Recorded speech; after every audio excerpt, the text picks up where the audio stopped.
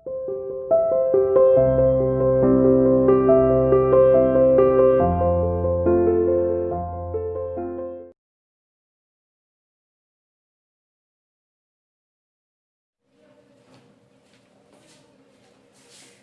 everyone, this is your English teacher and I welcome you to your online classes.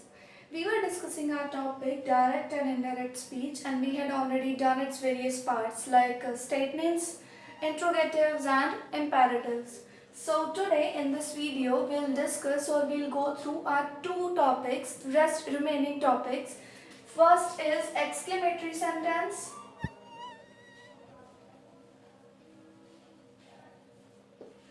And the second one is optative sentence.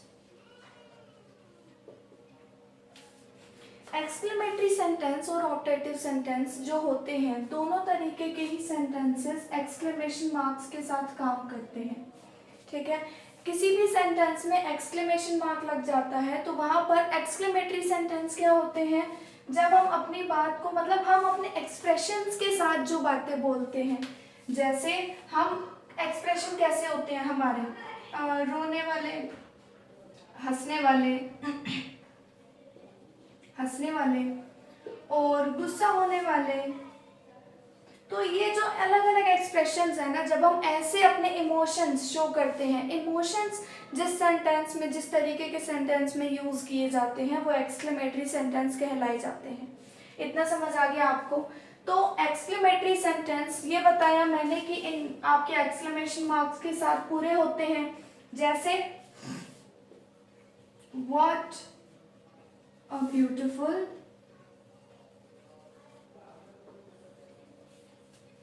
What a beautiful picture, कितनी सुंदर picture है। तो जब हमने इसकी तरफ sentence हमारा पूरा लिखा और लास्ट में एक्सक्लेमेशन मार्क आ गया, तो ऐसे सेंटेंसेस के लिए एक्सक्लेमेटरी सेंटेंस को, जब ऐसे सेंटेंस हमें डायरेक्ट स्पीच में मिल जाते हैं तो उन्हें हम कैसे चेंज करें इनडायरेक्ट के अंदर, आज इस वीडियो में सीखेंगे। ठीक है, तो हमारे एक्सक्लेमेटरी सेंटेंस जब डायरेक्ट स्पीच में आता है तो वो कैसे लिखा जाएगा, जैसे my mother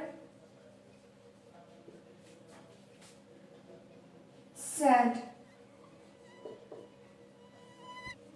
oh, what a sad news। Last में एक्सक्लेमेशन मार्क और ये खत्म हो गया। अब हम किस तरीके से इस सेंटेंस को कंप्लीट करेंगे। ऐसे सेंटेंस एक्सक्लेमेटरी सेंटेंस जब चेंज होते हैं इनडायरेक्ट में तो हम उसमें इमोशंस ऐड करते हैं। जैसे खुशी के साथ से मतलब खुशी के साथ कोई जोर से बोलता है तो हम लिखते हैं क्राइड विद जॉय, तो यहाँ हम जॉय लिख देंगे। जब कोई दुख में होता है, कोई बहुत सैड होता है तो हम वहां पर लिख देंगे सॉरो। ठीक है, और जब कोई शॉक होता है तो उसमें हम लिख देंगे सरप्राइज। तो किस तरीके से चेंज होते हैं, अब चलिए इसके ऊपर बात करते हैं कि जब ये सेंटेंस जो मैंने यहाँ लिख रखा है, जब मुझे इसे अपने इनडायरेक्ट स्पीच में करना है तो मैं कैसे करूंगी। माय मदर एक्सक्लेम्ड, एक्सक्लेम्ड का मतलब उन्होंने दुख में ये एक्सप्रेशन दिए, expressed. My mother exclaimed with sorrow, उन्होंने दुख के साथ ये बात कही। एक्सक्लेमेटरी सेंटेंस या ऑप्टेटिव सेंटेंस ऐसे होते हैं जो हमारे दैट में जुड़ते हैं। जैसे हमारे इम्पेरेटिव में नहीं था ना, और हमारे इंट्रोगेटिव के अंदर भी नहीं था, स्टेटमेंट में था या फिर एक्सक्लेमेटरी में है। तो हम यहाँ पर अब लिखेंगे दैट। ये प्लीज ध्यान दीजिएगा, ये डायरेक्ट है और ये इनडायरेक्ट है। ठीक है, तो my mother exclaimed with sorrow that, फिर सिंपल सेंटेंस में it was a sad thing. अब आप कहेंगे कि ये कैसे पता चलेगा कि यहाँ पर प्रेजेंट है या पास्ट है। What a sad news, sorry it's what a sad news, तो it was a sad news हो जाएगा। ठीक है, तो अब आप यहाँ पर अगर पूछें कि ये किस तरीके से पता चले, क्योंकि यहाँ तो कोई प्रेजेंट टेंस ही नहीं दिया, तो अब मैं जैसे बोलूं कि मेरी मदर ने कहा कि अरे कितनी बुरी बात है, तो कितनी बुरी बात है, that means that the sentence और the expressions are being used in present tense, कि हमारे एक्सप्रेशंस, हमारा सेंटेंस प्रेजेंट टेंस में यूज हो रहा है। तो ऐसे ही जब प्रेजेंट टेंस इसमें आ गया हम चेंज करेंगे तो पास्ट में हो जाएगा। ठीक है, अब आप इसे देखिए, इतने में मार्कर में इंक फिल कर लेती हूँ।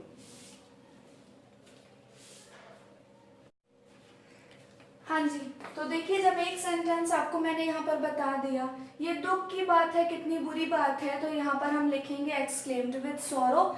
ऐसे ही जब कोई हैप्पीनेस वाली बात आ जाती है तो हम उसे किस में चेंज करते हैं, जैसे आपको सेंटेंस पढ़ के ही पता चल जाता है ये खुशी का टाइम है, ये रोने का टाइम है, ये गुस्से वाला टाइम है। तो ऐसे के अंदर जब हैप्पीनेस की बात आती है तो हम उसको लिखते हैं या तो एक्सक्लेम्ड विद के साथ ही कर दो, exclaimed with sorrow, exclaimed with happiness, cried with joy, खुशी से चिल्लाया, जैसे कि आप बहुत ज्यादा खुशी की बात है तो हम लिखेंगे cried with joy। समझ आ गया। अब कुछ सेंटेंसेस इसके अंदर ऐसे हो जाते हैं, जैसे अब एक और एग्जांपल आपको देख के बताती हूँ मैं, ठीक है, उसके बाद आपको समझ आ जाएगा कि ये किस तरीके से हम चेंज करते हैं। तो एक और डायरेक्ट मैं आपको यहाँ पर बताती हूँ, जैसे my friend said to me, ठीक है, hurrah we have won, exclamation mark आ जाएगा यहाँ पर आपका, या फिर एक एक्सक्लेमेशन मार्क यहाँ तो लग ही गया है, हम यहाँ पर फुल स्टॉप कर लेते हैं, full stop, and there we have inverted comma close. अब जब इस सेंटेंस को हम चेंज करेंगे तो किस तरीके से करेंगे, माई friend cried with joy that, they had भी हो सकता है और वी हैड भी हो सकता है, क्योंकि यहाँ पर जो वी है वो हमें क्या पता किसके लिए यूज हो रहा है, वो हमारा वी उसने मुझे भी इंक्लूड कर लिया होगा और शायद मुझे ना भी किया हो, तो यहाँ पर चलो मैं वी ही रख लेती हूँ। ठीक है, कि मेरे फ्रेंड ने मुझसे कहा कि यस हम जीत चुके हैं। ठीक है, तो यहाँ पर मेरे फ्रेंड ने अगर मुझे इंक्लूड किया है तो मैं उसे लिखूंगी my friend cried with joy that we had von.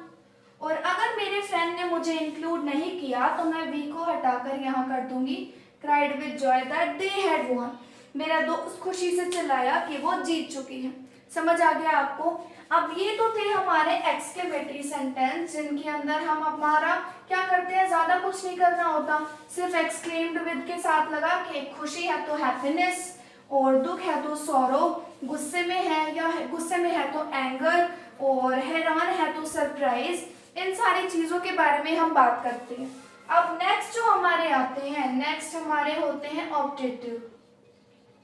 Optative sentence वो होते हैं जो हमें आशीर्वाद देने के काम आते हैं, हम किसी के लिए ब्लेसिंग करते हैं, उस टाइम पर ऑप्टेटिव सेंटेंस यूज होते हैं। अब ऑप्टेटिव सेंटेंस का भी बताया था, यही पहचान है। तो ऑप्टेटिव सेंटेंस किस तरीके से होते हैं, my teacher said, may you live long, और लास्ट में एक्सक्लेमेशन मार्क आ गया हमारा, मेरे टीचर ने कहा कि may you live long।